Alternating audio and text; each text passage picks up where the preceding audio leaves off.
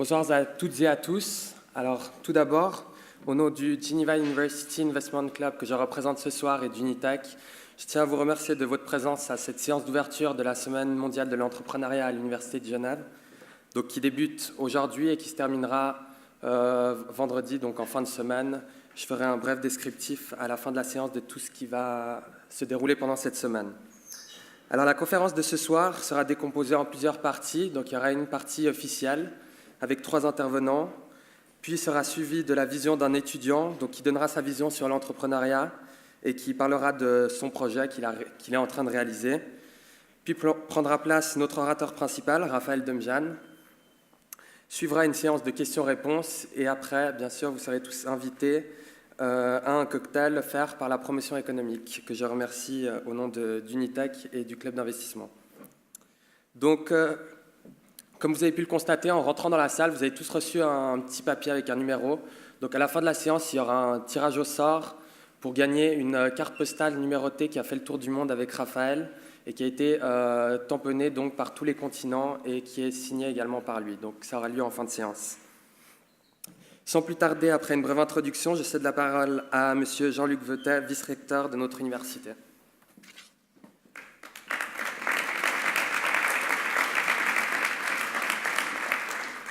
Merci beaucoup. Tout d'abord, je vous souhaite la bienvenue à tous au nom de l'Université de Genève.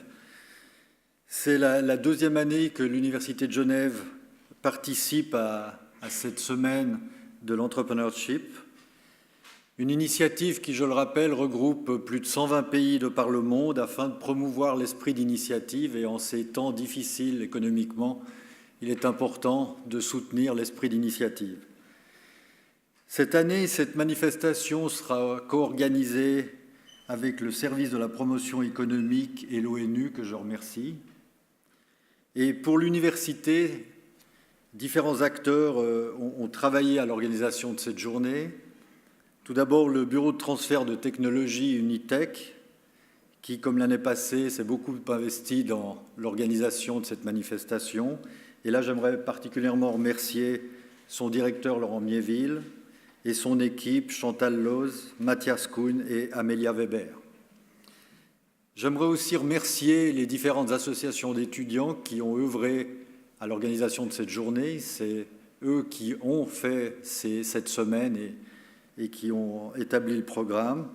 Et pour cela, donc, j'aimerais remercier le Cercle HEC et les associations d'étudiants IGEG, AIESEC et GUIC. Pour rapidité, je donne uniquement les abréviations.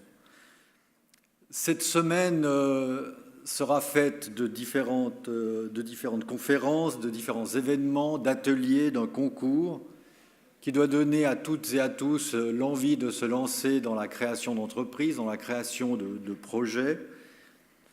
Et j'aimerais soulever que l'Université de Genève, par son caractère généraliste, présente l'avantage de pouvoir mettre en synergie des gens d'horizons totalement différents et de créer ainsi des projets tout à fait novateurs.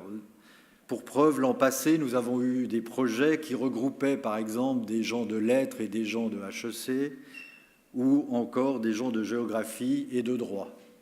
Donc ceci est de la plus haute importance et profitons de ce caractère généraliste de l'Université de Genève pour mettre ensemble des compétences, de même que dans les vins, les assemblages créent souvent des choses assez intéressantes.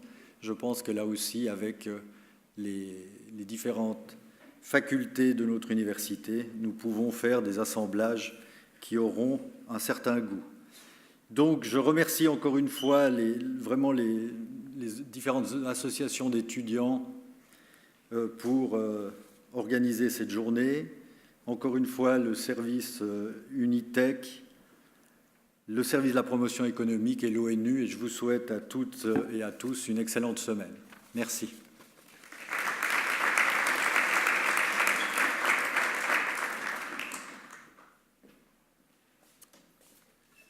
Merci beaucoup, Monsieur le Recteur, pour votre intervention. Sans plus attendre, je vais céder ma place à Monsieur Daniel Lefleur, directeur du service de la promotion économique.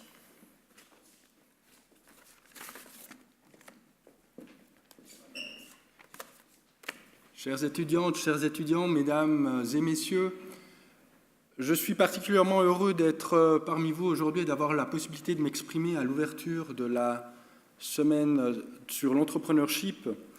Et je pense que cette semaine est particulièrement importante pour vous puisque vous aurez l'occasion de vous frotter au monde des entreprises et également de libérer vos idées, comme le veut la thématique qui est inscrite sur l'affiche.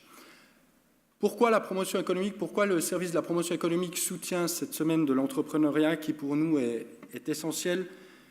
C'est pour une raison tout simple, c'est que dans sa mission, nous avons une mission de soutien à l'économie locale. Et il est vrai que souvent, lorsqu'on évoque la promotion économique, on a en tête le fait d'inciter des entreprises à investir dans la région. Et on oublie que dans la loi sur le développement économique, il est fait mention du fait de favoriser la création d'entreprises et du développement des entreprises qui sont établies. Et souvent, on oublie que plus de 90% du budget est attribué au soutien à l'économie locale. Et seul 10% du budget de la promotion économique est attribué à ce qu'on appelle la promotion économique exogène, c'est-à-dire d'inciter des entreprises à investir dans la région. Or, qu'est-ce que nous faisons par rapport à l'économie locale? Nous avons mis en place un dispositif qui est basé sur 3 piliers. Un premier pilier qui est un pilier d'information, auquel nous donnons des informations à tous les créateurs d'entreprises. Alors, c'est des conseils principalement d'ordre administratif, quel statut juridique choisir, quelles sont les assurances sociales, quelle est la fiscalité, mais aussi sur la manière de développer son projet. Et un des nerfs de la guerre, c'est le financement. Et là, nous donnons les premières informations aux entrepreneurs sur la manière dont ils ont pour obtenir du financement. Donc, je vous ai parlé du premier pilier qui est un pilier d'information. On a un deuxième pilier qui est le coaching et l'accompagnement.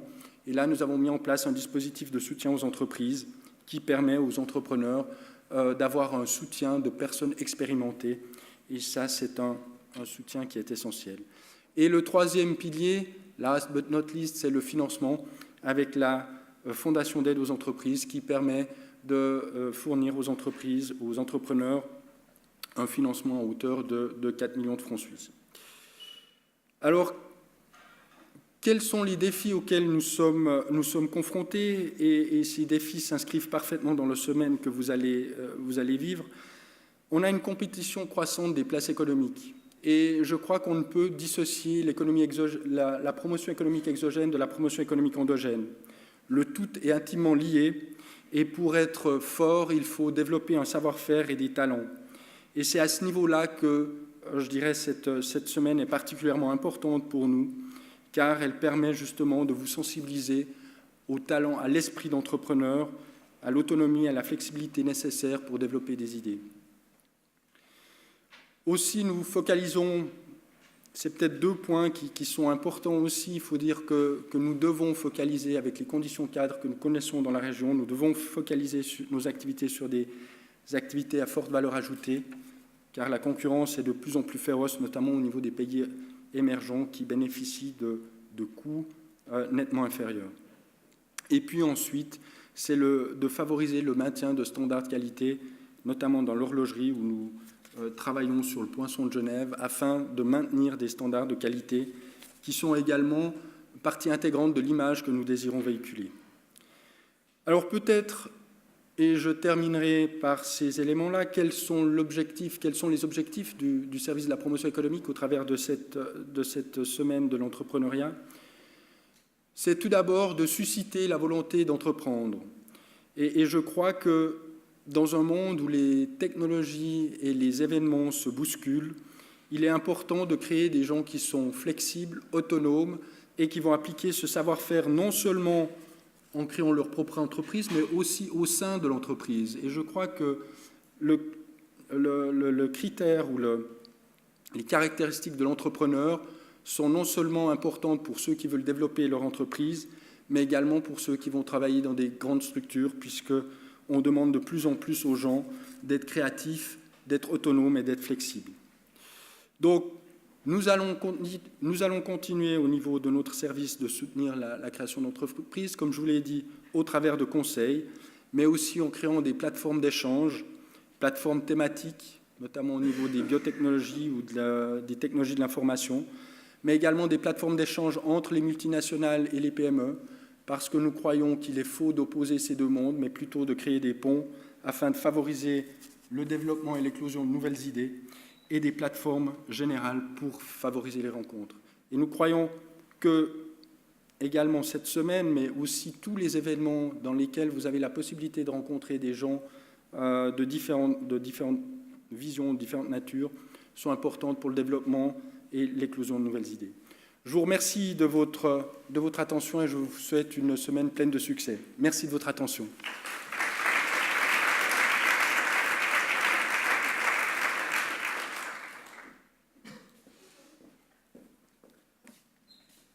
Merci beaucoup. Pour conclure maintenant cette partie officielle, je vais passer la parole et laisser ma place à Madame Fiorina Mugione, chef de la section entrepreneuriat à la United Nations Conference on Trade and Development. Bonsoir étudiants et étudiantes, monsieur le vice-recteur Raphaël Loffer de la promotion économique de Genève, chers amis. Je m'appelle Fiorina, je suis loin d'être une personne officielle, donc je vais garder mon côté informel, je pense qu'on est là pour dialoguer. Et pourquoi je suis là? Comme vous voyez, je porte le badge, c'est ici depuis 5 ans. Je fais partie du groupe de la Semaine globale de l'entrepreneuriat. Grâce à une rencontre avec Jonathan Altmans, j'ai pu participer au choix de ce logo que j'adore. Et puis, beaucoup plus souffert, trouver le slogan « Libérez vos idées ». Finalement, c'était un choix difficile, mais je crois que ça s'applique bien cette semaine.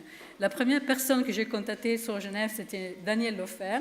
Et on a mis un peu de temps à démarrer, mais en fait, c'est une coopération bien réussie, donc merci beaucoup. Et puis, Laurent Mienneville et toute l'équipe de l'Université de Genève font un travail formidable pour vous mobiliser. Et donc, ce soir, je suis avec vous pour libérer mes idées, pour une fois en dehors du cadre classique des réunions formelles de l'ONU. Et je voulais d'abord vous inviter à venir au Palais mercredi après-midi. Il faut s'enregistrer, mais vous pouvez aussi venir un petit peu à l'avance, 15 minutes à l'avance. Ça va suffire pour passer la sécurité et nous joindre pour parler des femmes et l'entrepreneuriat. Ce n'est pas dédié qu'aux femmes, parce que la femme dans l'économie, comment balancer trouver un équilibre entre la vie professionnelle et la vie familiale.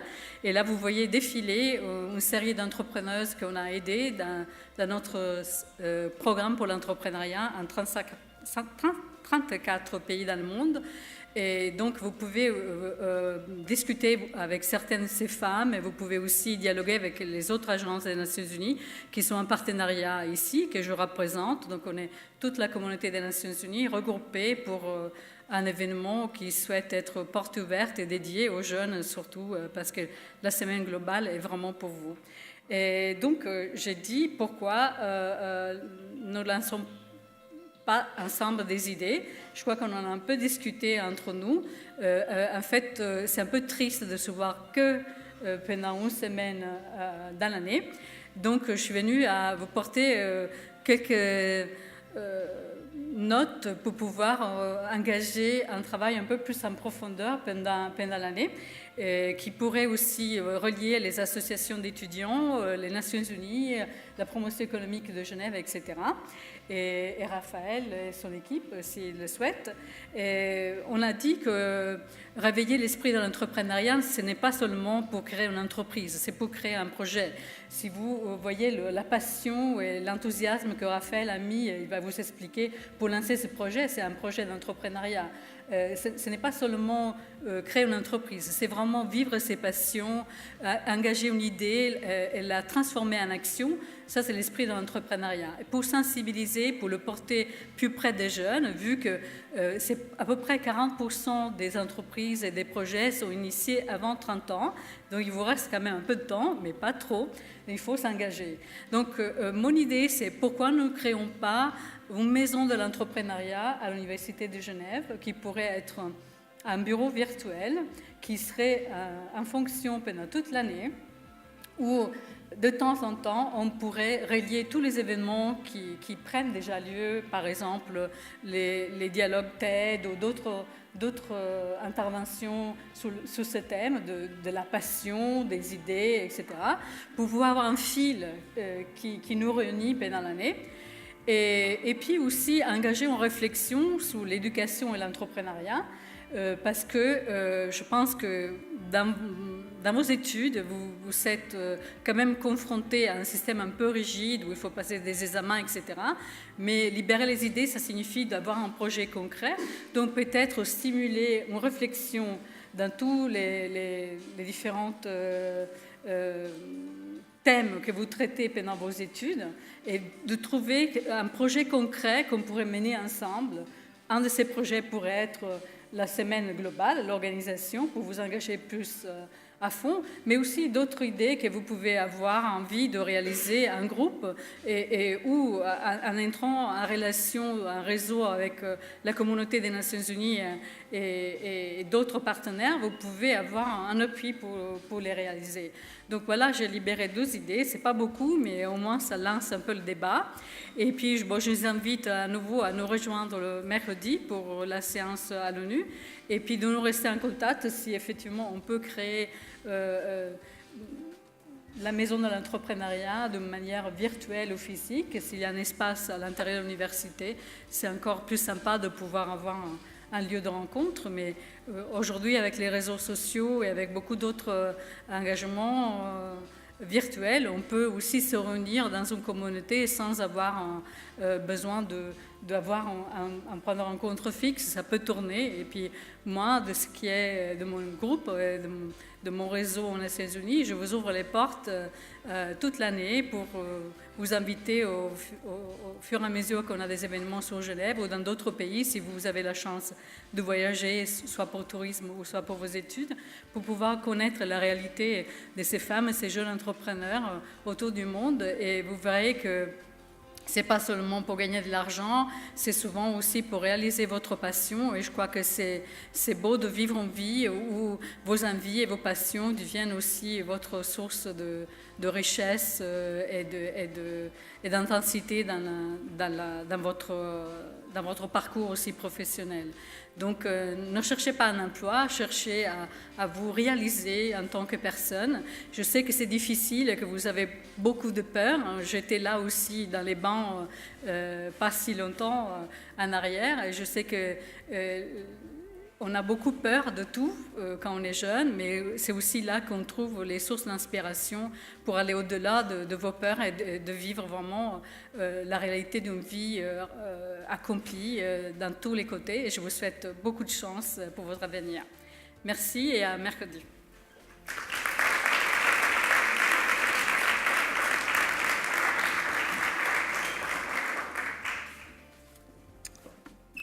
Merci beaucoup, Madame Mugione, pour vos propos.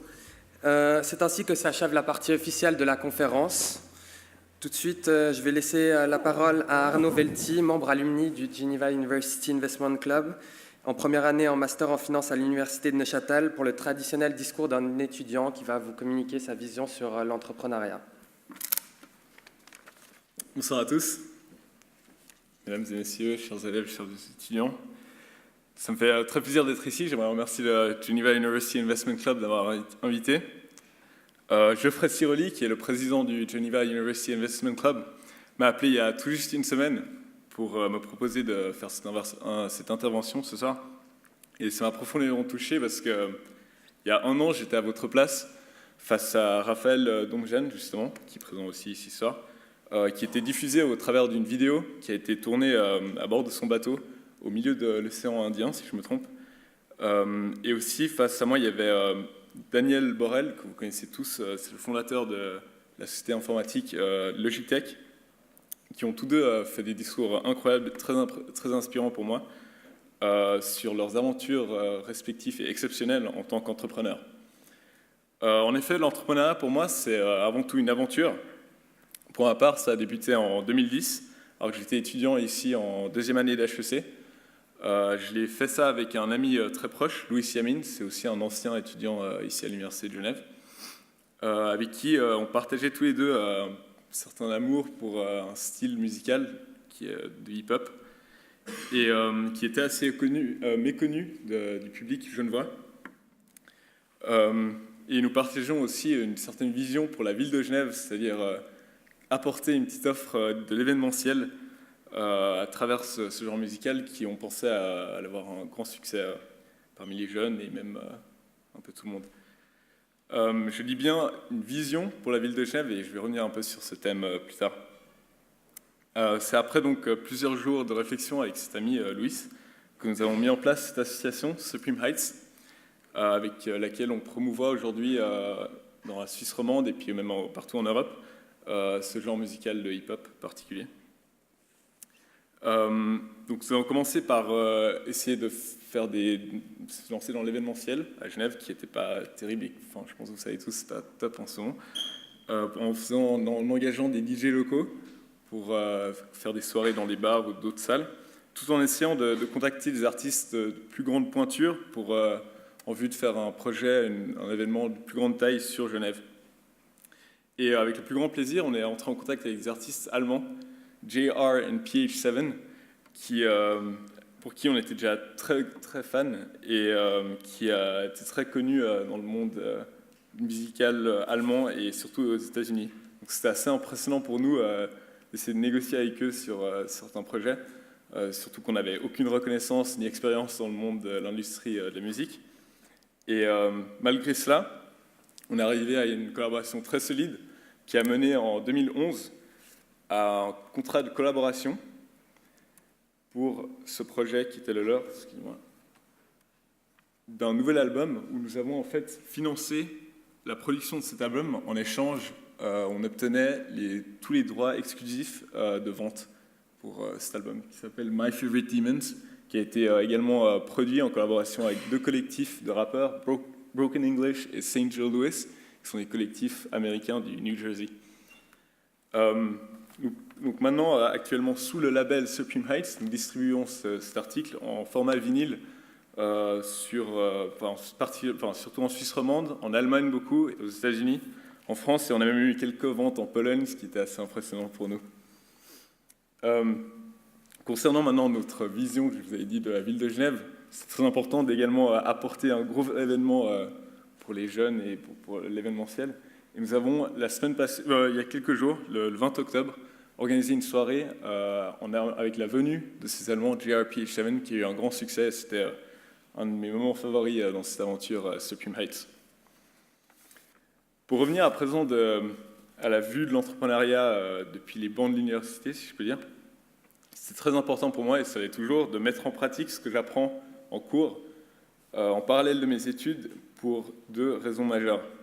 Premièrement, en tant qu'étudiant, je trouve que mieux vaut se tromper pendant ses études plutôt qu'après, parce que les conséquences sont relativement faibles, et malgré tout ce qui se passe, c'est-à-dire même en cas d'échec dans ce projet, dans n'importe quoi qu'on fait, ça apporte une expérience qui est très utile pour l'arrivée après dans le monde professionnel post-études.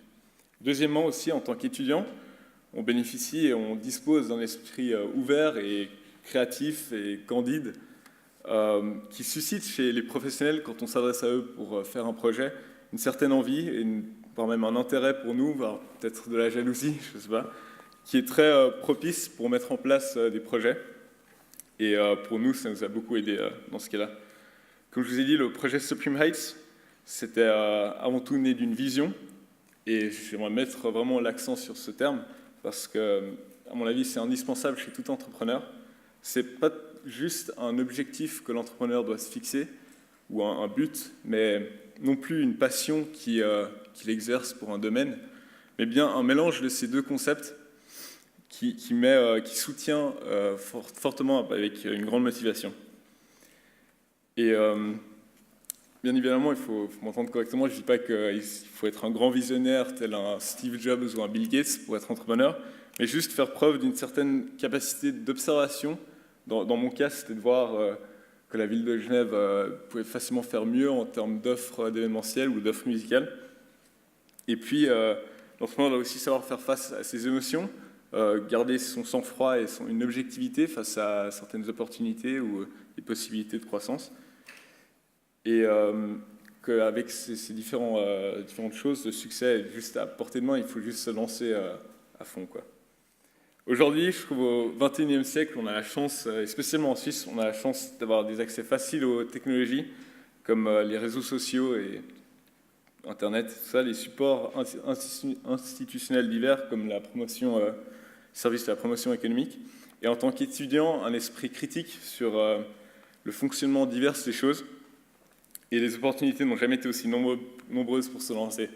Comme vous le savez, l'économie mondiale actuelle a besoin de ça, je pense. Et l'expérience, pour ma part, c'était très enrichissant et inoubliable. Il ne me reste plus qu'à vous laisser sur ces petites paroles de Confucius. Do what you love and you'll never work a day. À mon avis, ça exprime bien ce que c'est que l'expérience de l'entrepreneuriat. Soit faites ce que vous aimez et vous ne travaillerez plus un jour. Je vous souhaite une excellente suite de conférences et une bonne semaine de l'entrepreneuriat.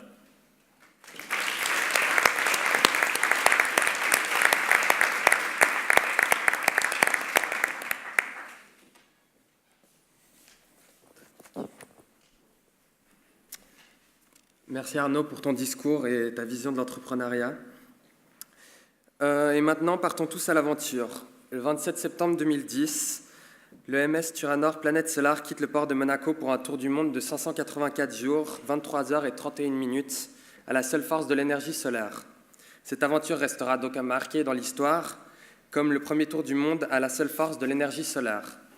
C'est ainsi que j'ai l'honneur ce soir de laisser la parole à Raphaël Demjan, initiateur, skipper et président du projet Planète Solar, qui est là ce soir pour nous parler de son aventure, mais plus précisément de la réalisation du projet Planète Solar.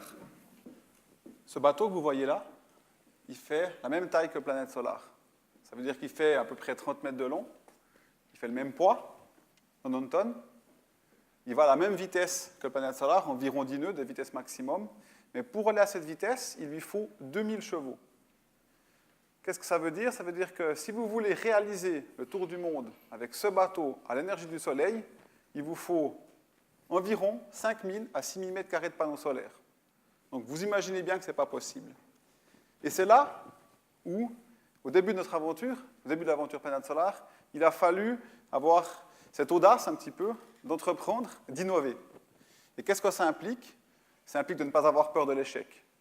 C'est ça, peut-être, pour moi, la première règle lorsqu'on veut réaliser quelque chose que personne n'a entrepris auparavant, c'est de se dire que finalement, si on n'essaye pas, il ne va de toute façon rien nous arriver, et qu'au pire, on peut se retrouver que dans la même situation qu'on est actuellement, ça veut dire de ne rien avoir fait. Et c'est pour ça qu'avec Planète Solar, on s'est lancé dans cette aventure incroyable. On a monté une équipe, et avec toute l'équipe de Planète Solar, plus de 150 personnes, des États-Unis jusqu'en Nouvelle-Zélande, on a réussi à faire ce tour du monde avec un bateau solaire avec 30 chevaux. C'est la puissance d'un scooter. On a beaucoup de chance, on habite sur une planète incroyable, la planète bleue, dans le système solaire, et on est juste à la bonne distance du Soleil qui nous apporte chaque jour énormément d'énergie. Maintenant, revenons un petit peu en arrière pour comprendre comment je suis tombé amoureux d'énergie solaire, parce que ce n'était pas une évidence pour moi, je n'étais pas du tout un écologiste. J'étais quelqu'un qui utilisait tous les moyens qu'on a à disposition pour s'amuser. J'étais pilote d'hélicoptère, d'avion, je faisais du ski, des voyages. Donc j'étais vraiment quelqu'un qui utilisait l'énergie sans trop réfléchir. Et un jour, avec mon frère et un ami, on avait une société d'hébergement Internet. Et lorsqu'on était étudiant, et on n'était plus étudiant, et on s'est bien demandé qu'est-ce qu'on allait pouvoir faire avec cette société. Donc soit on arrêtait, mais on avait 400 clients, soit on faisait quelque chose de différent. Et on s'est dit, bon, on va essayer de transformer cette société en une société idéale du point de vue du développement durable. Ça veut dire donner du travail à des personnes à mobilité réduite à domicile, mais également on voulait produire l'énergie qu'utilisaient nos serveurs informatiques nous-mêmes. Donc on a couvert la maison de nos parents avec des panneaux solaires, c'était en 2001. Et en 2003, on est devenus les premiers hébergeurs de sites internet et d'emails 100% solaires. Grâce à ça, on est passé dans un magazine de la BBC, et en une année, on est passé de 400 clients à 6000 clients.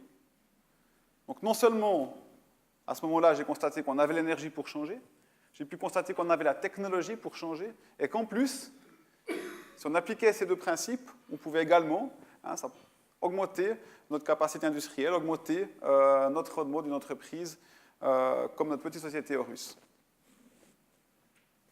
Un peu plus tard, en 2002, lors de l'exposition nationale qui a eu lieu sur la région des Trois-Lacs, eh ben, j'ai eu la chance d'aller sur le monolithe de Jean Nouvel, qui se trouvait sur le lac de Morat. Et pour aller depuis Morat jusqu'à ce monolithe, eh ben, c'était un bateau solaire. Donc j'avais déjà constaté qu'on avait la technologie, que ça fonctionnait, que c'était bon pour l'environnement, mais je n'avais jamais expérimenté un bateau solaire. Et là, pour moi, c'était une grande surprise, parce que sur un bateau solaire, eh ben, lorsqu'on navigue, il n'y a pas un bruit. Il y a encore moins de bruit que sur un voilier, il n'y a pas le bruit du vent dans les drisses, donc c'est vraiment extrêmement confortable, il n'y a pas de vibration, vraiment vous glissez sur l'eau, et c'était juste pour moi une expérience incroyable. Je me suis dit, mais c'est génial, l'énergie solaire, ça fonctionne, c'est fiable, et en plus, c'est super confortable. En 1993, lors de mes premières expéditions comme guide de montagne pour un magazine français que peut-être certains d'entre vous se souviennent, Ushuaïa, de Nicolas Hulot, j'avais été engagé comme guide de montagne, on était parti en Islande, et sur le chemin pour aller faire une expédition spéléologique dans un des plus grands glaciers d'Islande, on s'est arrêté à côté de ce petit glacier pour l'Islande, mais qui fait quand même 400 mètres d'épaisseur, qui est un gros glacier pour nous. Et on s'est arrêté à côté de ce glacier, on a bivouaqué. Et 11 ans plus tard, en 2004, je retourne en Islande, je veux aller voir ce glacier, ça va nous prendre 2 heures pour retrouver l'endroit. Et lorsque j'arrive sur place, le glacier a quasiment totalement disparu. Donc il a perdu 400 mètres d'épaisseur de glace, il a reculé de 3 km, et à la place du glacier, vous avez un lac. À ce moment-là, pour moi, changement climatique, c'est devenu une réalité. Ce n'était plus seulement des articles dans les journaux ou des paroles de scientifiques, c'est quelque chose que je pouvais vivre de moi-même, le constater de mes propres yeux. En 11 ans, un glacier avait quasiment totalement disparu de la surface de la Terre. Et je me suis assis devant ce glacier, sur un caillou, et c'est là que je me suis dit, mais Raphaël, il faut à tout prix faire quelque chose. On a tout ce qu'il faut pour changer, mais on ne le sait pas. Et c'est là où j'ai pensé faire un tour du monde avec un bateau solaire. C'était pour moi un moyen relativement simple de faire un tour du monde, de faire quelque chose que personne n'avait jamais entrepris auparavant, mais également de partager cette aventure avec le plus grand nombre, de prendre des gens à bord, d'aller au cœur des villes, de faire vivre cette expérience à des industriels, à des hommes politiques, pour leur dire « Regardez ce qu'on peut faire aujourd'hui avec ce qu'on a à disposition ». Alors bon, vous avez ce que vous pensez être une bonne idée, mais vous ne savez pas si c'est réalisable. Donc une des premières choses que j'ai fait, j'ai contacté une école d'ingénieurs et une entreprise qui fabrique des bateaux solaires, et on a fait une petite étude de faisabilité pour savoir si c'était possible de faire un tour du monde en bateau solaire. Et après 3 mois, on a reçu le résultat, que c'était possible, en passant par le canal de Panama et le canal de Suez. Difficile, mais possible. Mais dès le départ, on savait qu'il nous faudrait à peu près 10 millions de francs suisses pour construire le bateau. Et si on voulait faire une aventure de manière professionnelle, encore 10 millions pour organiser l'expédition et la communication. Donc 20 millions de francs suisses. Alors imaginez déjà lorsque vous êtes neuchâtelois et que vous allez à Lausanne, vous êtes déjà un paysan. Alors imaginez, je ne vous parle pas de Genève, lorsque vous allez un peu plus loin à Paris ou ailleurs. Donc il fallait, lorsque vous êtes jeune, lorsque vous avez une bonne idée, pour moi, avant de commencer à chercher de l'argent, ça a été de monter une équipe, de trouver des personnalités politiques, sportives, pour donner du crédit à cette aventure. Donc j'ai commencé par chercher des gens, non pas qui allaient investir de l'argent dans cette aventure, mais qui allaient me prêter leur nom. Et à ma grande surprise, tout le monde m'a dit oui. Tout le monde m'a dit « Raphaël, ton idée elle est géniale, on est avec toi, on te soutient ». Alors bon, vous avez une bonne idée, vous savez qu'elle est réalisable, vous avez une super équipe, mais vous avez toujours 0 franc en poche pour construire votre bateau qui coûte 10 millions.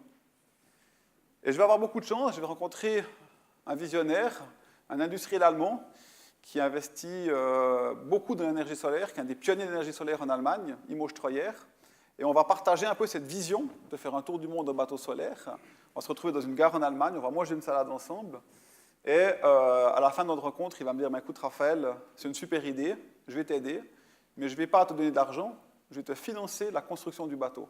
Avec une condition, c'est qu'après le tour du monde, je vais garder le bateau, parce que je ne veux pas qu'il termine sa vie dans un musée, j'ai envie qu'il continue à promouvoir le message de Planète Solaire, cette idée de ce qu'on peut réaliser aujourd'hui grâce aux énergies renouvelables. Donc il a une vie commerciale. Donc pour nous, ça c'était vraiment c'était incroyable. Hein. C'est vraiment à ce moment-là qu'on est passé, je dirais, du stade de la vision au stade de la réalité. Et c'est à ce moment-là qu'on a pu commencer vraiment à travailler. Alors on avait par contre une contrainte supplémentaire. Non seulement il fallait faire un bateau qui était capable de faire le tour du monde uniquement à l'énergie du soleil, ce que personne n'avait fait auparavant, mais en plus, il fallait qu'il puisse être un jour un bateau commercial. Et ça a rendu les choses beaucoup plus compliquées. Il fallait qu'il ait des volumes suffisants, il fallait qu'il puisse être certifié commercial. Et c'est pour ça qu'on a nommé 2 bureaux d'architectes, un en France et un en Nouvelle-Zélande. Et finalement, après un petit concours, c'est le projet de Greg Looms à Auckland qui a été retenu donc, planète solaire que vous connaissez aujourd'hui, même si au départ, comme vous le voyez, le projet était un petit peu différent. Donc ensuite, on a fait à peu près une année d'études pour vraiment avoir un bateau extrêmement efficace du point de vue énergétique, pour vraiment avoir un bateau qui consomme un minimum d'énergie. Donc c'est un wave pisser, un perce-vague. On a fait des essais en soufflerie, on a fait des essais en bassin de carène. Et puis, après une année d'études, donc fin 2008, ces panneaux solaires, à peu près comme vous le connaissez aujourd'hui, on a dû, pendant la construction, augmenter la surface solaire, le rendre un petit peu moins design, surtout qu'on a changé les ailes qu'on peut déployer. Mais ça, c'était à peu près le projet définitif. Lorsqu'on a commencé à le construire, on avait aussi des contraintes de temps. Donc lorsqu'on a commencé à construire le bateau, on n'avait pas encore résolu tous les problèmes. Mais on s'est dit, on peut déjà construire les éléments importants du bateau. Voilà, donc janvier 2009, à Kiel, dans le nord de l'Allemagne, on commence à construire panneaux solaires. Ce que vous voyez là, c'est les moules des flotteurs. Et pour vous donner une idée de la taille de panneaux solaires, chaque moule, chaque flotteur, c'est la taille d'un bateau de l'America's Cup. Et puis finalement, après une année et demie de construction, été 2010, Planet Solar est prêt pour tenter de faire ce premier tour du monde à énergie solaire. Donc départ de Monaco, le 27 septembre 2010, pour un tour du monde d'est en ouest, donc quelque part à la poursuite du Soleil, on a essayé de le rattraper, mais malheureusement on n'a jamais réussi, on a essayé vraiment pendant une année et demie, mais le Soleil va vraiment plus vite que nous. Ce tour du monde, c'était inventer une nouvelle forme de navigation. Et donc ça voulait dire, sur un tour du monde avec un bateau solaire, bien sûr, il faut trouver le Soleil. Mais il faut tenir compte de tous les paramètres météo sur un bateau solaire, donc, qui sont les courants, les vagues et le vent, et l'ensoleillement. Et là où ça devient complexe avec un bateau solaire, c'est que si par exemple vous traversez une zone de nuages la nuit, ça n'a pas d'influence. Donc c'est pas comme sur un voilier où en plus, s'il n'y a pas de vent, le jour ou la nuit, ça ne change rien. Nous, on doit tenir compte également du cycle jour-nuit. Donc ça rend les choses très compliquées, et c'est pour ça qu'avec une entreprise française, Adrena, qui développe des logiciels de routage pour les voiliers, avec l'école d'ingénieurs d'Yverdon, et avec Météo France, on a développé un logiciel qui permet non seulement de voir des cartes d'ensoleillement, ce qui n'avait jamais été fait auparavant, donc vous pouvez vraiment voir, c'est la carte que vous voyez à l'écran, vous pouvez vraiment voir où est le soleil, mais également où le logiciel est capable de calculer quelque part quelle sera notre route, quelle sera notre quantité d'énergie nécessaire pour aller du point A au point B, qu'est-ce qui nous restera dans les batteries, et ce qui va nous permettre de vraiment naviguer en toute sécurité. On avait une génératrice de secours à bord qui était scellée, mais on l'avait uniquement parce que l'assurance, pour assurer le bateau en casco complète, nous a demandé d'avoir un générateur. On était sûr qu'on pouvait faire ce tour du monde uniquement grâce à l'énergie du soleil. Donc ça, c'était vraiment un travail passionnant, 5 ans d'études, qu'on a pu faire ce tour du monde. On avait vraiment un logiciel qui nous permettait d'aller du point A au point B avec un minimum d'énergie. Et lorsqu'on a commencé à développer ce logiciel, on n'a jamais pensé que ce logiciel avait finalement un avenir commercial très important, parce qu'on s'était dit qu'on faisait un logiciel uniquement pour les bateaux solaires, mais en fait, la route la plus rapide et la plus économique pour aller du point A au point B, c'est aussi celle qui coûte le moins cher. Donc aujourd'hui, ce logiciel est en train d'être adapté pour des bateaux classiques qui transportent des containers, et sur une traversée du Pacifique, on pourrait économiser jusqu'à $1 million en carburant. Donc on voit vraiment qu'avec l'aventure Planet Solar, on a ouvert des portes qu'on n'aurait pas imaginées au départ. Bon, c'était quand même un tour du monde, Planet Solar, une aventure incroyable. On a traversé tous les océans de la planète, on a touché tous les continents, on a rencontré des gens incroyables, comme ici à Cancun, à la conférence sur les changements climatiques, en décembre 2010.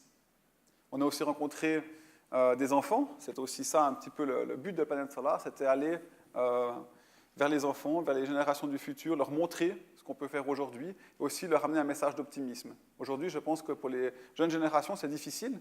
Entre la crise, les problèmes climatiques, on a de quoi être pessimiste. Et nous, ce qu'on voulait dire avec ce projet, c'était, regardez, il y a des solutions qui existent et il faut être optimiste. Parfois, avec ce bateau qui était tellement incroyable, pas besoin d'aller à la Migros ou à la Coop, vous avez directement le marché flottant qui arrive à côté de vous. Là, c'était tout près d'Ho Chi Minh, donc au Vietnam, et directement des bateaux sont arrivés à côté de nous pour nous vendre différents produits. C'était assez incroyable, vous êtes dans votre cabine, vous faites 2 pas et vous avez directement le magasin à portée juste à côté du bateau. On a aussi fait probablement le premier sauvetage avec un bateau solaire.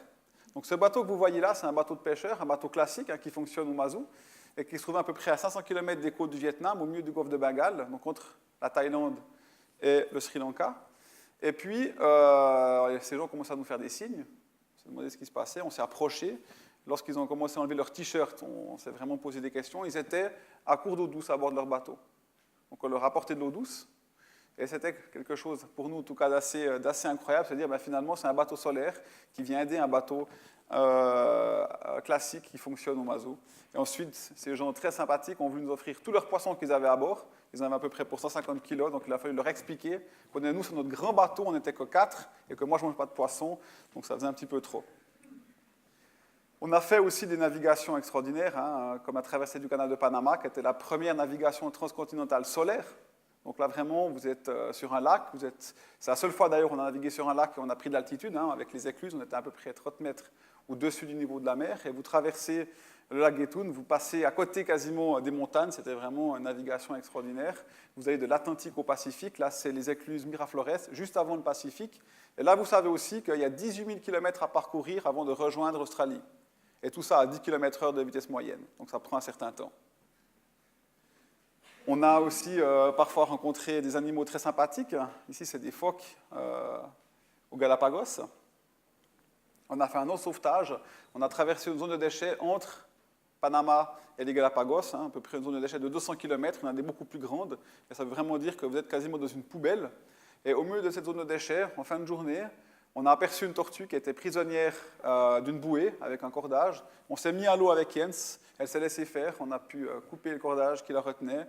Ensuite, elle a pu plonger. Et ça, c'était aussi un moment, pour moi, un souvenir très fort de pouvoir aller sauver cette tortue avec notre bateau solaire. C'était vraiment quelque chose, voilà, vraiment, c'était comme un rêve cette journée. Mon rêve, c'était d'être astronaute.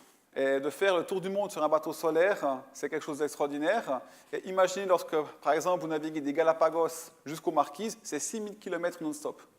On a vu pendant 1 mois aucun signe de vie. On n'a pas vu un avion, on n'a pas vu un autre bateau. Donc la journée, vous rechargez vos batteries grâce à votre étoile, le soleil. Et la nuit, vous avez la tête dans la Voie lactée. Toutes les minutes, il y a une étoile filante qui passe. Et là, vous avez vraiment l'impression d'être dans un vaisseau spatial et de naviguer entre 2 planètes. Bien sûr, c'était un tour du monde, 1 année et demie, et c'était impossible de faire un tel voyage sans traverser des tempêtes, sans traverser des orages. C'était aussi ça le but de cette démonstration, de faire une grande navigation pour montrer que même qu'on navigue à énergie solaire, on n'a pas besoin de toujours avoir du beau temps pour réussir un tour du monde. Donc on a passé des zones très difficiles, comme par exemple au large de l'Australie, où on a eu plus de 50 nœuds de vent, donc ça fait à peu près 100 km/h de vent pendant 3 jours, avec des vagues de 6 à 7 mètres, donc plus grand que cette salle ici. Et on a réussi finalement, on avait peu d'énergie à disposition, mais on a réussi à gérer notre énergie et arriver en Australie sain et sauf. On traverse aussi des fois la mousson qui a débordé lorsqu'on était en mer de Chine. Et puis ça, c'est la grande expérience de Planète Solar. À bord de Planète Solar, on a 2 types de technologies. Technologie, je dirais grand-papa, ce que vous trouvez sur n'importe quel bateau, des toilettes, des pompes à eau, des hélices, et des douches, ça vous trouvez à peu près sur n'importe quel bateau de la taille de Planète Solar, et puis tout ce qui était high-tech. Les batteries, on avait une des plus grandes batteries du monde, probablement, 1200 kWh de batterie, des panneaux solaires, des ordinateurs, un système de contrôle de tous ces systèmes électroniques. Et devinez ce qui est tombé en panne à bord de Planète Solar et ce qui a risqué de nous faire échouer. Eh bien, ce n'est pas la technologie high-tech, c'est la technologie grand-papa. Donc les pompes sont tombées en panne à plusieurs reprises, les toilettes se sont bloquées, les douches se sont arrêtées, et par 2 reprises, on a eu un problème sur le système de propulsion. Le système de pas variable s'est bloqué, ce qui fait que vous avez les batteries pleines, les systèmes solaires fonctionnent, tout fonctionne, mais vos hélices ne tournent plus, ce qui est un problème mécanique. On était à 500 mètres à peu près du rivage à Abu Dhabi, le vent nous poussait contre la côte, on a réussi à se mettre au mouillage, donc à descendre notre ancre, mais si l'ancre cédait, le bateau finissait dans les rochers et tout s'arrêtait là. Mais pas à cause de la technologie high-tech, celle qu'on doute encore aujourd'hui, mais une technologie qu'il y a sur tous les bateaux depuis plus d'1 siècle. Donc je dirais que ça, c'est le grand apprentissage de notre aventure, c'est que finalement ces technologies du futur vont plus être fiables, elles le sont peut-être même plus que des technologies qui sont censées être éprouvées. C'est quelque chose qu'on n'avait pas prévu au départ, en 2004, lorsqu'on a eu l'idée de faire ce tour du monde, c'est la sécurité, la traversée du golfe d'Aden. Ça se trouve entre le Yémen et la Somalie, donc un endroit que je ne vous recommande pas trop si vous voulez faire des vacances, parce que soit, si vous finissez au Yémen, vous finissez en prison, soit si c'est en Somalie, vous finissez otage. Et là, il fallait traverser cette zone, on n'avait pas le choix. Passer par le Cap de Bonne-Espérance, c'était impossible avec un tel bateau, donc il fallait vraiment s'organiser. Et donc, avec l'aide de Christophe Kekes, un chef de l'armée suisse, on a organisé notre défense avec des soldats français à bord. 6 soldats français, on était armés avec des gilets pare-balles, on s'est vraiment organisé pour être protégé, pour pouvoir traverser le golfe d'Aden. Ensuite, c'était la remontée de la mer Rouge, et peut-être pour moi, c'est un des plus beaux moments de cette aventure, parce qu'on connaissait vraiment le bateau, on savait comment il fonctionnait.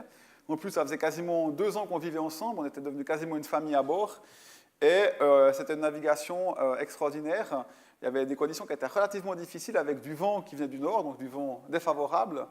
Et bien sûr que la nuit, le vent est moins fort que la journée. La journée, le vent se renforce. Donc finalement, on avait trouvé la combine, on avait trouvé vraiment comment gérer ce bateau. On naviguait la nuit, et la journée, on s'arrêtait, comme là sur cette île. On fixait le bateau directement au récif, on rechargeait les batteries. Pendant ce temps, nous, on pouvait plonger, se faire une petite grillade, et c'était vraiment très agréable de remonter la mer Rouge comme ça.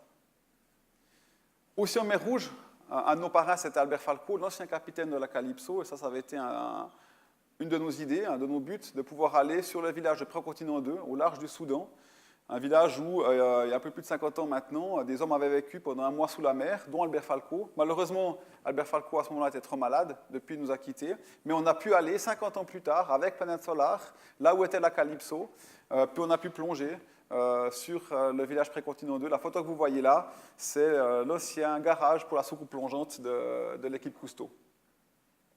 On était dans des endroits paradisiaques, comme ici Bora Bora, des arrêts sur des îles extraordinaires, comme ici juste à côté de Singapour. On a inspiré des artistes, et puis finalement, après 60 000 km parcourus, 1 année et demie en mer, après avoir traversé tous les océans, on est de retour à Monaco, donc on a fait une route toujours à l'ouest. Donc je peux aussi vous confirmer que la Terre est ronde, c'est juste.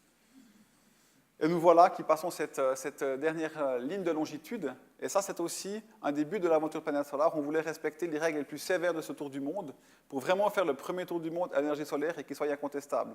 Ça veut dire quoi? Respecter les règles anglaises d'un tour du monde, couper toute idée de longitude, passer 2 fois l'équateur, faire l'antipode de notre route et partir et revenir du même endroit. Mais en plus, vu que c'était un bateau solaire, il fallait qu'on fasse ça uniquement grâce à l'énergie de notre centrale solaire. Et lorsqu'on a contacté le Guinness et l'Union internationale motonautique, ils nous ont dit alors, d'accord, vous devez partir les batteries vides. Donc il a fallu leur expliquer que ce n'était pas possible. Donc on est parti avec 92% dans les batteries lorsqu'on est parti de Monaco, mais il fallait qu'on revienne avec au moins 92% dans les batteries. Et on est arrivé le 4 mai de cette année à Monaco, non pas avec 92%, mais avec 95%. Donc on a vraiment fait ce premier tour du monde uniquement propulsé grâce à l'énergie du soleil et grâce à nos panneaux solaires. Pour la petite histoire, normalement dans le canal de Panama, vous devez passer le canal de Panama tiré par des locomotives, et nous on a refusé, on a voulu naviguer par nous-mêmes pour pas qu'on puisse nous reprocher que les 300 mètres des écluses, on les fait avec une aide, une assistance autre que notre propulsion solaire. Maintenant, je vais vous montrer un petit film de 13 minutes qui va vous faire vivre un petit peu avec nous cette aventure extraordinaire autour du monde sur un bateau solaire. J'aimerais remercier tous les partenaires de cette aventure. Il faut savoir que créer un tel projet, le plus difficile, c'est comme dans tous les projets, c'est de trouver l'argent, c'est le financement. Et pour ça, il faut des gens qui vous font confiance, qui savent prendre des risques, qui ont aussi cet esprit de pionnier, et je les remercie infiniment. Mais j'aimerais aussi partager avec vous un petit peu l'état d'esprit dans lequel on a trouvé le financement de l'aventure Planète Solar. Dès le départ, je savais qu'on avait à peu près entre 1 et 2% de chances de succès lorsque vous cherchez un sponsor. Alors il y a 2 moyens d'aborder le problème.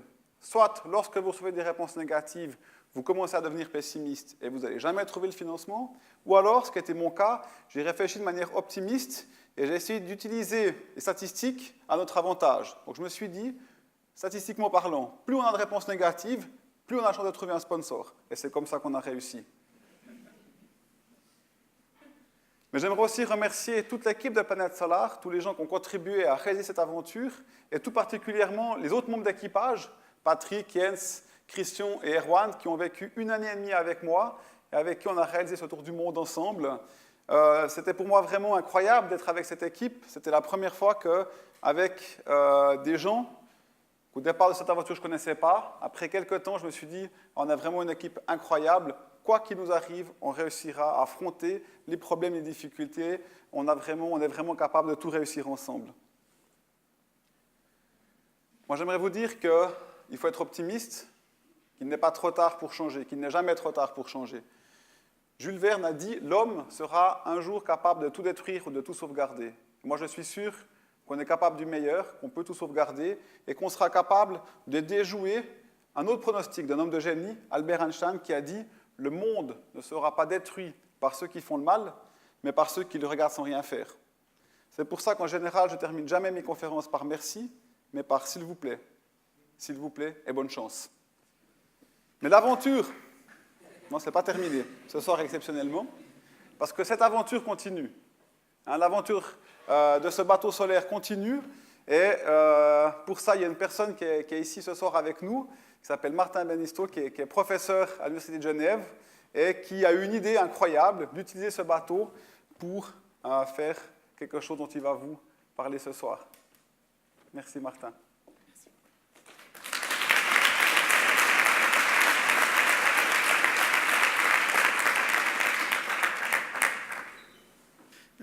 Donc j'allais commencer par dire qu'effectivement on allait tenter de prouver qu'il y a la vie après la mort, mais ça aurait été un petit peu un message pessimiste, mais certainement une vie pour ce bateau après cette incroyable aventure qu'on vient de vivre avec Raphaël Donjean.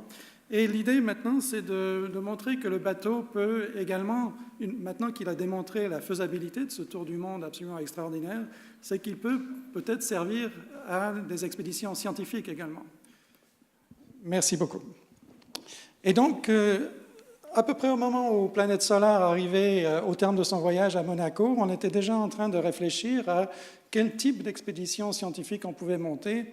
Et Raphaël a montré très bien dans un de ses slides ce recul très marqué d'un glacier en Islande. Et puis d'ailleurs, si on est dans les Alpes, c'est un petit peu la même chose. Pratiquement tous les glaciers de montagne du monde sont en train de reculer à la même vitesse. Et donc, ce qu'on va tenter de faire, c'est de suivre peut-être l'élément le plus emblématique de notre système climatique, qui est celui du Gulf Stream. Et donc, sur cette carte du monde, vous voyez un système de courants à la surface en rouge, donc des courants relativement chauds qui véhiculent de l'énergie depuis les tropiques, depuis l'équateur vers les pôles, et en bleu, des courants d'eau très denses, à la fois parce qu'elles sont très froides et très salines. Leur contenu en sel est extrêmement forte. Ce qui fait que ces eaux étant denses vont avoir tendance à couler depuis la surface vers les grands fonds marins et activer cette circulation qu'on appelle de manière technique la circulation thermo-haline, parce qu'elle est gérée par la chaleur, le mot grec thermos, et le sel, le contenu en sel, le mot grec halos. On appelle ceci aussi peut-être plus communément le tapis roulant océanique, parce que si vous regardez bien, vous avez des parties à la surface et des parties des circulations de retour à grande profondeur. Alors ce qui est intéressant, si vous regardez bien dans l'Atlantique Nord ou dans l'hémisphère nord, vous avez une seule zone où l'on a la transition entre ces eaux de surface et ces eaux qui s'écoulent vers les grandes profondeurs. Donc ce qu'on va essayer de faire avec Planète Solar, c'est de suivre ce fameux Gulf Stream depuis les côtes de la Floride en tout cas jusqu'à l'Islande et peut-être même au-delà jusqu'au Spitzberg, pour essayer de détecter justement et de mieux comprendre le fonctionnement de cette transition entre les courants de surface et les courants à grande profondeur. Parce que sur cette carte qui est très schématique, il ne faut pas s'imaginer qu'on ait des centaines de milliers de kilomètres carrés d'océan qui sont en train de s'écouler à grande profondeur en même temps. C'est plutôt des zones de relativement faible dimension spatiale où on a effectivement, à la fois à cause de la densité et des conditions de froid, des conditions de salinité et des conditions de froid, on va voir s'écouler comme des cheminées inversées, on va voir s'écouler ces eaux vers les grands fonds marins.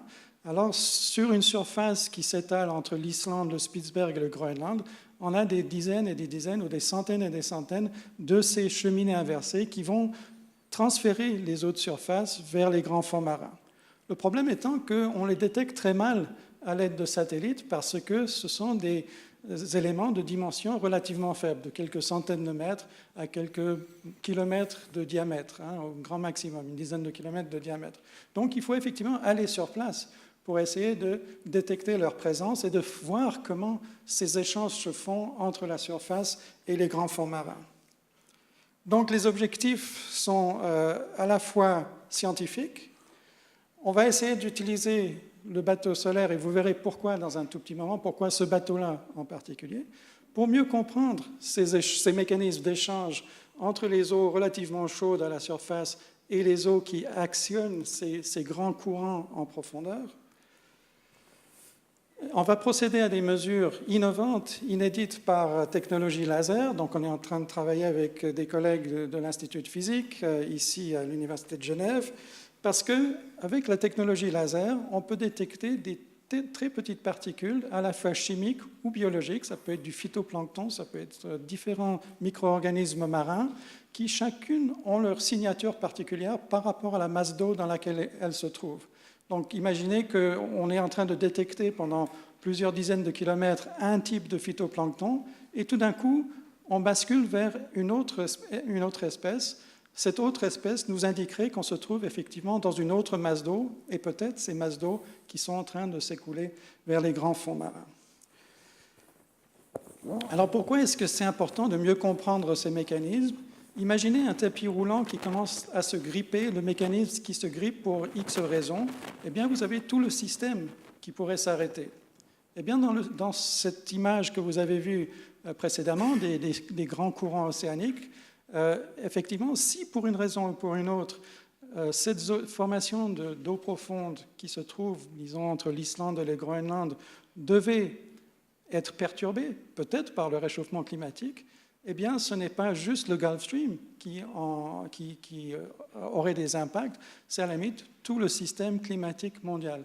Donc, c'est tout à fait emblématique d'utiliser ce bateau pour parcourir le Gulf Stream. Donc, on a une mission effectivement scientifique, mais on a également, et on l'a vu dans passablement des images que nous a montré Raphaël tout à l'heure, des projets pédagogiques à la clé. C'est-à-dire, on va aller auprès des écoles, auprès des grands publics, peut-être même sensibiliser ou resensibiliser le monde politique au fait que le climat, ce n'est pas parce qu'on se trouve depuis 3 ou 4 ans dans une crise économique majeure que les autres problèmes du moment ont disparu pour autant. Et le problème climatique, le problème des changements environnementaux globaux sont et seront avec nous pendant encore longtemps.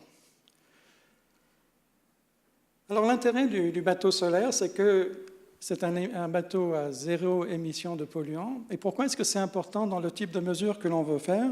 C'est justement parce que, avec les mesures extrêmement fines que l'on va chercher à entreprendre avec la technologie laser développée par nos collègues en physique, c'est qu'on sera sûr que ce que l'on mesure, c'est effectivement naturel et non anthropique. Parce que les émissions d'une cheminée de bateau peuvent nous produire certains des composants aromatiques que l'on pourrait détecter également de manière naturelle à la surface de l'eau. Alors, en s'affranchissant d'un bateau, de la technologie liée à un bateau classique, en étant sur un bateau à zéro émission, on est certain que ce qu'on va mesurer, c'est effectivement ce qui est émis à l'interface entre l'océan et l'atmosphère. Et peut-être également quelque chose qui est très symbolique, c'est qu'on va utiliser un bateau qui utilise des technologies qui sont des technologies qui font partie des solutions à apporter à la question climatique. Et je crois que Raphaël l'a très bien montré tout à l'heure.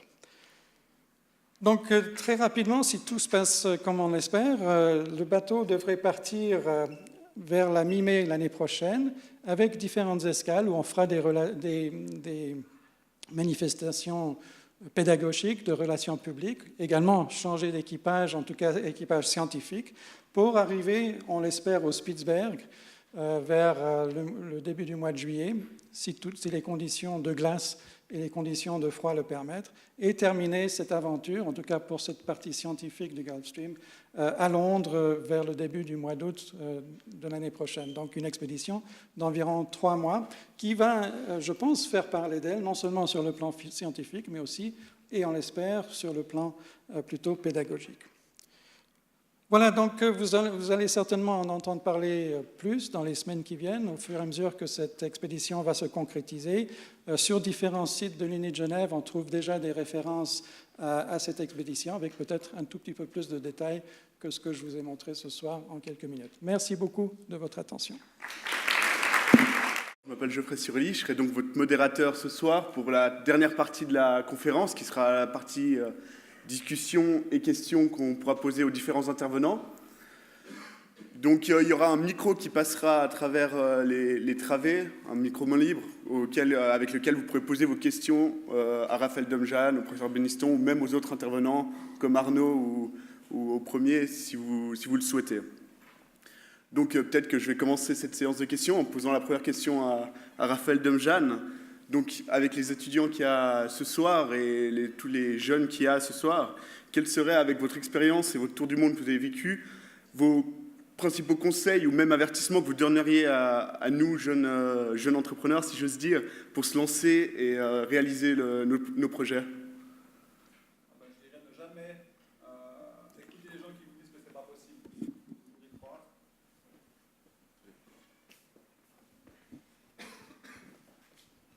Bon, donc je pense que la chose la plus importante si on veut réussir, c'est de ne pas trop écouter les gens qui vont vous dire que c'est impossible et qu'il ne faut pas vous lancer. Il faut vraiment avoir confiance, il ne faut pas prendre des risques inconsidérés, c'est comme dans la vie en général, mais il faut avoir confiance et il ne faut pas se laisser décourager par les pessimistes, et il y en a beaucoup autour de nous dans la vie de tous les jours.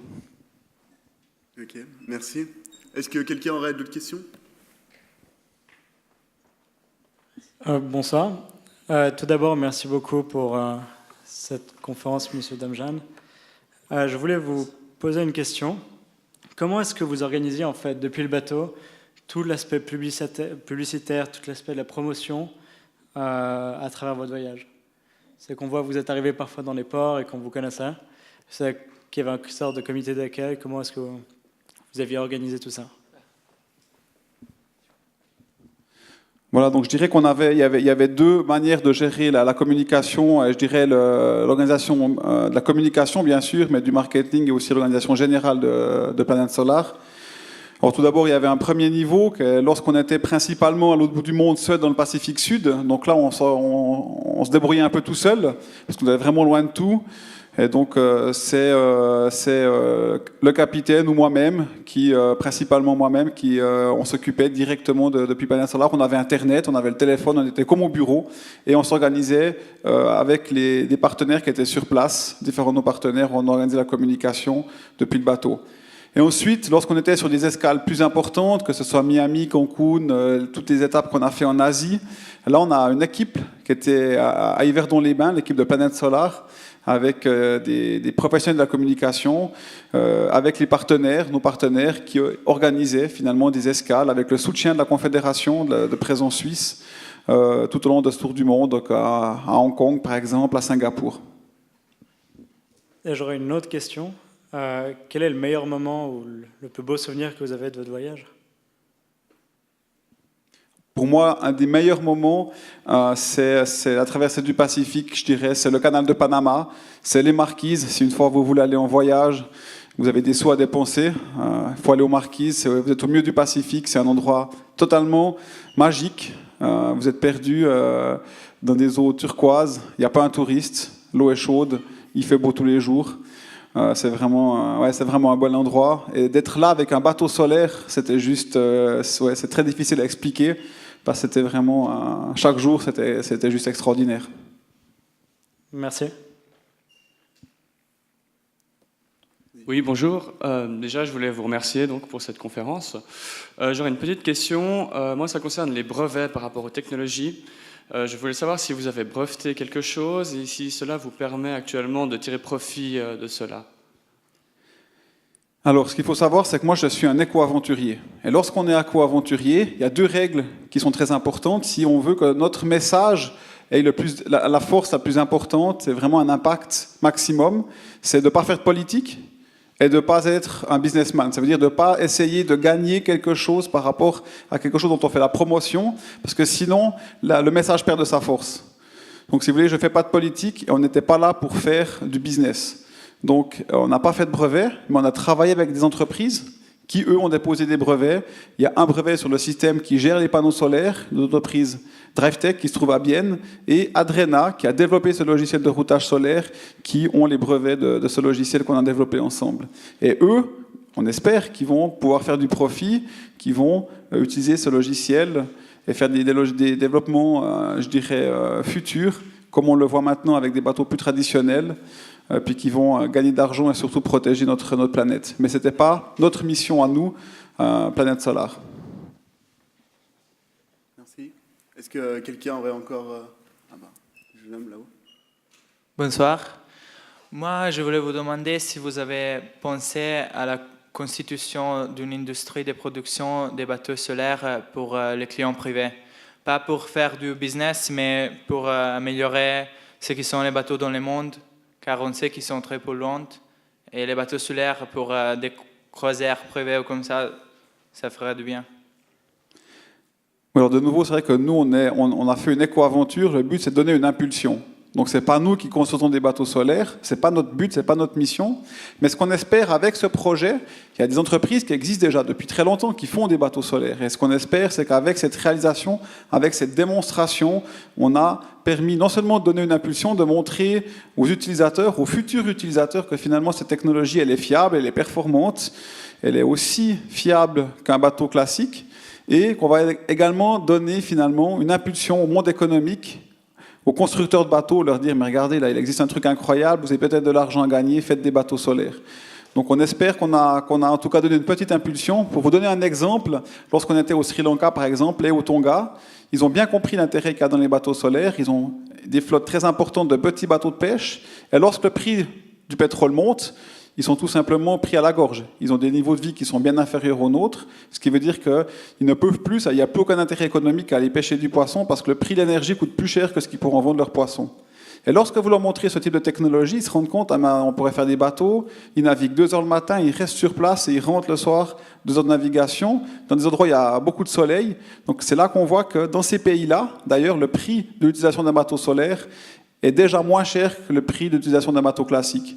Mais le problème, c'est qu'il faut mettre en place une nouvelle économie. C'est compliqué. C'est des bateaux qui coûtent plus cher à l'achat, moins cher à l'utilisation, mais plus cher sur la mise au départ initiale, et ça pose des problèmes. Voilà. Nous, on ne peut pas résoudre tous les problèmes, mais on a essayé modestement de donner une impulsion au monde pour changer et devenir durable.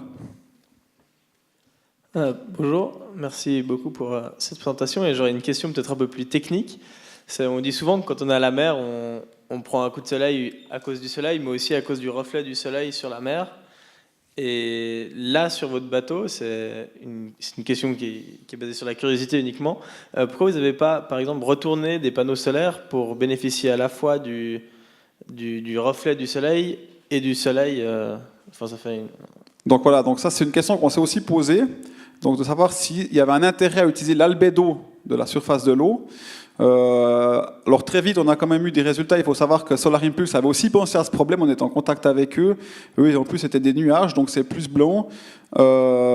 Mais disons, les chiffres qu'on avait à disposition, qui étaient de l'ordre de 6% d'albédo, entre 6 et 8% d'albédo, voilà, ça, il n'y avait pas d'intérêt.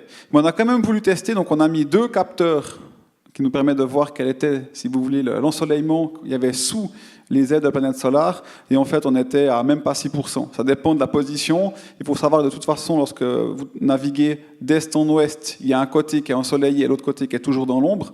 Donc il y aurait eu d'intérêt à mettre ça que d'un côté, mais vous n'êtes même pas à 5-6%, après vous avez 20% de rendement, donc vous multipliez les rendements, donc c'est insignifiant. Vaut mieux rajouter quelques mètres carrés du bon côté que de vouloir faire des choses compliquées du mauvais côté. Voilà. Mais peut-être que, je ne sais pas si vous, Martin, vous avez prévu de faire ce genre de mesures, mais je crois que ça, c'est des choses qui sont assez connues aujourd'hui. Bonsoir. À côté de votre projet porteur d'un message, il y a un autre projet très semblable et très différent, c'est celui de Solar Impulse. Sur quelques années, vous êtes les seuls ici en Suisse, avec l'équipe de Picard et la vôtre, à être avancés aussi loin. Ça a une symbolique comme très forte. Est-ce que vous avez été assez soutenu? Au contraire, pas du tout. Comment ça se fait qu'ici, en Suisse, on a porté un premier message, probablement Solar Impulse pourra en porter un autre, avec autant de force et autant de succès? Oui, c'est vrai qu'on a une grande histoire dans les aventures solaires. Ce qu'on oublie souvent, c'est qu'aujourd'hui, effectivement, il y a Solar Impulse, de mon ami Bertrand et Planète Solar. C'est Bertrand qui, quelque part, un jour m'a dit « Mais Raphaël, on a une chance incroyable parce qu'en fait, les océans et les aires solaires seront suisses. » Mais je crois qu'on a une histoire qui revient encore plus... Il faut vraiment remonter plus de 20 ans en arrière pour savoir que les premières courses de voitures solaires ont probablement eu lieu en Suisse. C'était la Clé de Sol, Romanson, Genève, 1983. C'est bien avant le World Solar Challenge. Ensuite, probablement la première course de bateau solaire, 1990. Premier bateau solaire, on va dire, commercial, 1994, sur le lac de Neuchâtel en Suisse. Donc on a une grande aventure, on a vraiment une grande histoire avec les aventures solaires. Et il y a 2 tours du monde possibles, hein, soit par les airs, soit par les océans, et les 2 projets sont suisses. Donc là, je crois qu'on peut être fier de ça. Ça, je crois, ça vient, en tout cas à mon avis, au fait que non seulement on est dans un petit pays, on a envie de voyager, on a envie de partir lorsqu'on est suisse, mais aussi parce qu'en Suisse romande, on a une chance extraordinaire. On a un accès au réseau, à des grandes entreprises, relativement facile. Créer une aventure comme Planète Solar, lorsque vous partez de zéro en France, par exemple, c'est quasiment impossible, parce que vous n'avez pas votre réseau, ça va être très très difficile. Donc je pense qu'on a une chance incroyable, on a une histoire avec l'énergie solaire, avec les grandes aventures solaires, même s'il faut quand même le rappeler, la plus grande aventure solaire, la première grande aventure solaire, c'est un Japonais, Ken Nishiori, qui a traversé un demi-Pacifique en 1985 sur un bateau solaire d'Hawaï jusqu'à une petite île qui se trouve tout près du Japon, et en 1996, il a fait l'Amérique du Sud, l'Équateur, jusqu'au Japon sur un bateau solaire. Ce que personne n'a su, c'était la première navigation solaire intercontinentale. Mais hormis ces 2 aventures de ce Japonais, en Suisse, on a vraiment une grande histoire avec les aventures solaires, et on doit être fiers de ça, et on devrait plus communiquer d'ailleurs sur ce genre d'aventure. Bonsoir. Tout d'abord, félicitations. J'avais une question, je voulais savoir si après un projet de telle envergure, vous aviez encore des projets futurs, par exemple prendre part au projet de M. Beniston, ou à un projet d'une tout à fait autre chose. Alors bon, déjà, c'est vrai que moi je suis très heureux de voir Planète Solar continuer, d'avoir une utilité. Le pire pour moi, ce serait que Planète Solar soit dans une marina, soit pas utilisé. Donc ça, je suis très heureux. Mais c'était quand même pour moi 8 ans de ma vie. J'ai fait quasiment 2 ans sur ce bateau, donc je suis très heureux de passer à autre chose. Maintenant, il faut terminer cette aventure. Donc on réalise un documentaire actuellement, un livre, pour vraiment terminer cette aventure aussi, pour permettre au plus grand nombre de vivre cette aventure avec nous. Et c'est là où un documentaire qui sera en 3 langues, qu'on va distribuer dans le monde entier avec National Geographic, à mon avis, va permettre. On a maintenant un outil incroyable pour justement communiquer ce potentiel des énergies renouvelables d'une manière ludique et optimiste. Donc ça, c'est la première chose qu'on doit réaliser, qui va à peu près se terminer à la fin de cette année. Ensuite, j'ai d'autres idées plus ambitieuses, d'autres aventures à réécrire à l'énergie solaire, mais pour l'instant, c'est encore un peu tôt pour en parler. Mais on va faire d'autres choses. Ça commencera probablement l'année prochaine ou en 2014. Je voudrais rebondir sur le projet Impulse Solar. Et vous savez que les promoteurs ont fait un grand voyage au sud du Maroc avec une escale en Espagne, à Madrid, si je me rappelle très bien. Et donc, pourquoi cette escale? Puisque le projet s'inscrivait directement sur la piste du désert marocain. Alors exactement pourquoi, faudrait poser la question à Bertrand ou à André. Je les connais bien. Ils ont voulu faire un vol non seulement de test, hein, ça c'était quelque chose qui était pour eux important, mais vous savez, ils veulent également communiquer. Parce que faire un projet, on aurait peut-être pu faire le tour du monde avec Planète Solar sans escale. Vous voyez, on aurait tourné autour de l'Antarctique. Mais là, personne ne vous voit, ça n'a aucune utilité. Et je pense, connaissant Bertrand, que le but de cette escale, c'était aussi de communiquer, de montrer l'avion au plus grand nombre, de faire partager cette aventure avec des gens de tout horizon. Mais je ne peux pas répondre pour lui, hein, il faudrait lui poser la question. Oui, bonsoir. En complémentarité de la question précédente, est-ce que vous pourriez établir le lien entre le fait de monter un projet, ce qui est votre passion, et le fait que demain vous pourriez être chef d'entreprise et qui pilote l'ensemble de projets, c'est-à-dire être dans la peau d'un chef d'entreprise et non pas dans celui du pionnier qui est remarquable, du journaliste ou de l'indépendant? Alors vous savez, être éco-aventurier, ça ne s'apprend pas malheureusement à l'école, c'est quelque chose qu'on apprend tout au long de sa vie. J'ai un parcours très atypique, j'ai fait un apprentissage, ensuite j'ai fait l'école d'ingénieur, je suis guide de montagne, je suis pilote et ambulancier, j'ai une entreprise, je travaille pour la ville de Lausanne comme chef de projet, et c'est ça, je pense, qui m'a permis de réaliser cette aventure. Donc je suis autant capable de déboucher les toilettes à bord du bateau Planète Solar. Et en même temps, il fallait gérer une aventure de 30 millions avec toutes les complexités, signer des contrats avec les sponsors, organiser finalement une entreprise. On a créé une société anonyme avec des employés. Et je pense qu'il faut être capable de tout faire. Et c'est ça, je dirais, les qualités nécessaires à devenir un éco-aventurier, à créer une entreprise. Il faut être capable d'être un chef d'entreprise, défendre ses intérêts. Parfois c'est difficile avec les sponsors, surtout quand vous partez de zéro, mais également ensuite de pouvoir être un chef d'expédition, donc réaliser une aventure où c'est qu'il y a des risques sur la vie des gens qui sont avec vous, et c'est des qualités qui sont nécessaires pour réussir. Parlons de tout faire. On a vu dans le film que vous avez réparé le moteur, puis l'hélice. Lorsque vous avez réparé le moteur, il y avait du lourd, n'est-ce pas? Notamment des chalumeaux, des meuleuses, etc. Vous aviez l'équipement à bord ou bien vous avez dû être remorqué quelque part? Et si oui, comment ça a été accepté par ceux qui devaient homologuer votre voyage autour du monde? Alors non, on a eu deux problèmes techniques. En fait, on a eu un problème technique, c'était la même chose et deux fois. Si ce n'est une fois d'un côté, c'était à gauche, après c'était à droite. Voilà. Donc c'est tout simplement le pas variable de l'hélice qui a eu un problème. Et l'hélice se met en drapeau et touche le bateau, la carène du bateau, ce qui fait que vous êtes plus capable finalement de naviguer. Alors, dans le premier cas, les images que vous avez vues, en fait, c'était pas une des deux pannes. C'était au Galapagos, on a dû changer une pièce sur le système de transmission, et cette pièce, bien sûr, ça c'est la loi de Murphy, c'est bloqué alors que vous êtes à l'ancre au Galapagos sur une île où il y a 200 habitants, et puis il n'y a pas vraiment d'accès, je dirais, à des universités ni à des ateliers mécaniques pointus.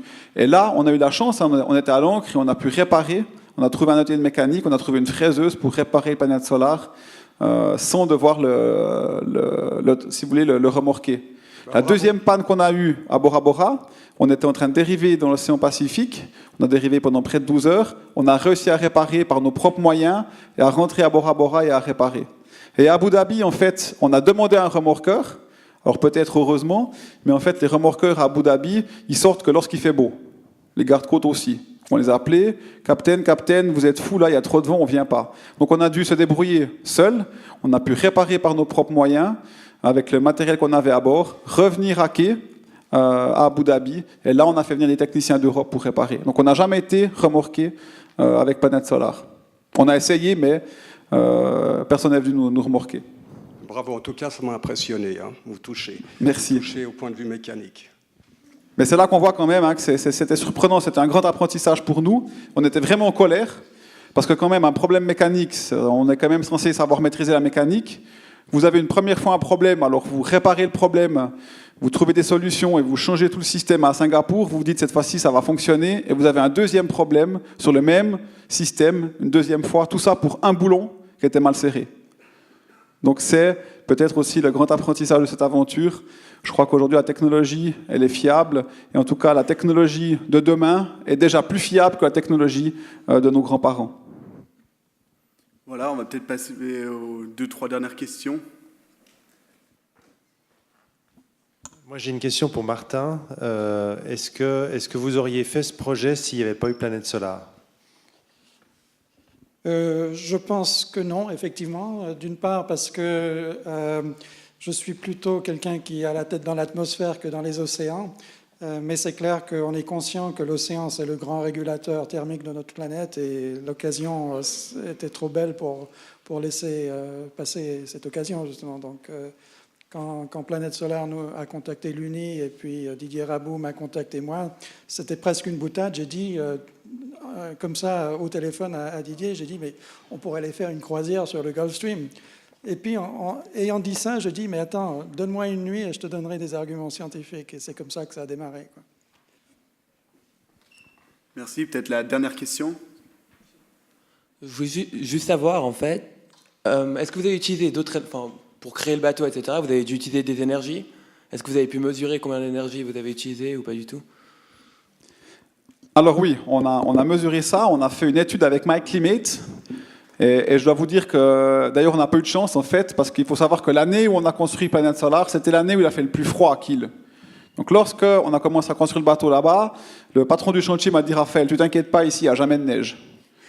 Donc, ils n'étaient absolument pas équipés pour l'hiver. Et il y avait à peu près 20 cm de glace devant les hangars de Planète Solar. De toute façon, on n'aurait pas pu le mettre à l'eau parce que ça aurait été, il aurait fallu mettre des patins sous le bateau. Donc c'était une année très froide et finalement le gouffre énergétique pour la construction de Planète Solar, ça a été de chauffer le hall où on l'a construit. Mais ensuite, on s'est quand même intéressé à se dire effectivement, on utilise des matériaux composites qui sont plus légers, mais qui sont plus gourmands en énergie, difficiles à recycler, comme les panneaux solaires, les batteries. Et là, on a fait un calcul très intéressant. Ça veut dire que l'énergie supplémentaire qu'il a fallu pour construire ce bateau par rapport à un bateau classique, c'est ça qui nous intéresse.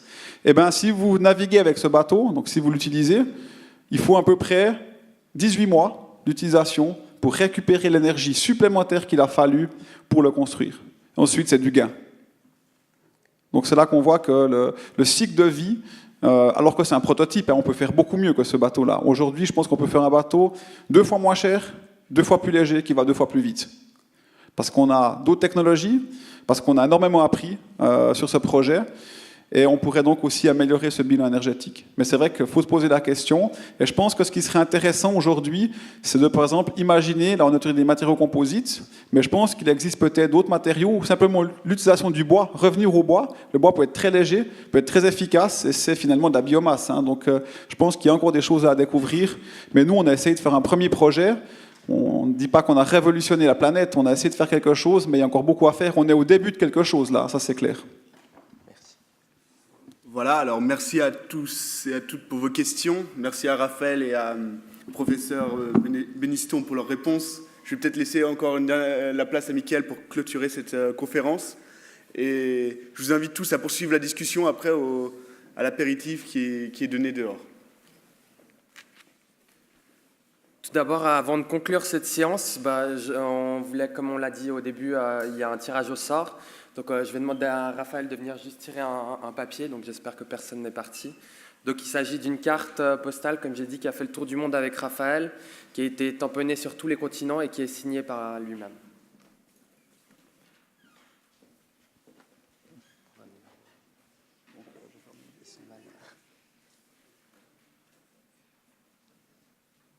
Numéro 118.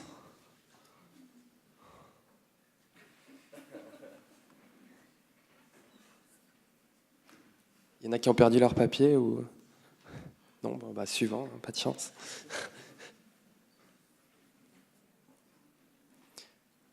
357. Ah.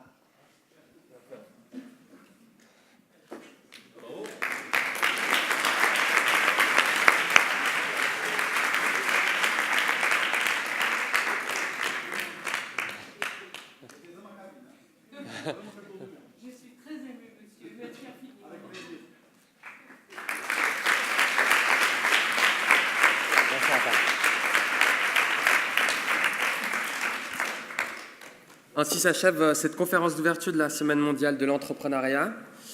Je tiens donc à remercier au nom d'Unitech et du club d'investissement tous les sponsors et partenaires de cette conférence, tels que l'Université de Genève qui nous a ouvert les portes pour cette conférence, la ville et le canton de Genève, le service de la promotion économique qui nous offre le cocktail qui suivra cette conférence, comme je l'ai dit auparavant, les Nations Unies, Procter & Gamble, la Fédération des entreprises romandes, ainsi que la Confédération suisse. Je remercie également tous les speakers qui sont venus à cette conférence et qui ont pris de leur temps pour venir à cette séance d'ouverture de la semaine. Avant de vous laisser profiter du cocktail, j'aimerais parler un peu de la semaine qui nous attend. Tout d'abord, à la sortie, il y en a certains qui ont déjà dû le recevoir. Il s'agit du passeport de la semaine. Donc, il suffira pour vous d'assister à 3 séances. Donc, vous recevrez un tampon à la fin de chaque séance afin de participer à un concours pour gagner un iPad. Et il y a eu un iPad mini qui a été rajouté au concours, histoire de se mettre à la pointe de la technologie. Donc il y aura un iPad et un iPad mini à gagner sur ce concours. Je vous laisse aussi consulter le programme donc, que vous pouvez trouver sur le site internet. Mais je voulais vous faire part de quelques événements. Donc mardi 13 qui sera consacré à des témoignages et réseautage avec une séance telle que J'ai créé Cusmic organisée par la Junior Entreprise Genève. Le mercredi 14 qui sera consacré au thème « Entreprendre autrement », donc chaque jour aura un thème. Le jeudi 15 qui sera la journée boîte à outils avec une séance organisée par l'AISEC ainsi que le prix de la meilleure idée. Donc vous pouvez vous inscrire pour le concours de la meilleure idée organisé par le Cercle HEC. Je vous y invite grandement aussi, si vous avez une idée révolutionnaire bien sûr. Et puis la semaine se terminera par une séance sur le thème dans la peau d'un entrepreneur. La semaine ne fait pas que se dérouler aussi dans l'enceinte de l'université cette année. Il y a également le Carrefour des créateurs au bâtiment des Forces Motrices, des tables rondes au Palais des Nations, ainsi que la remise du prix IDEA à la Fédération des entreprises romandes. Après un long monologue qui n'est pas très agréable à César, je tiens encore à tous vous remercier de votre présence et vous invite à rejoindre le cocktail au centre du bâtiment Unimail.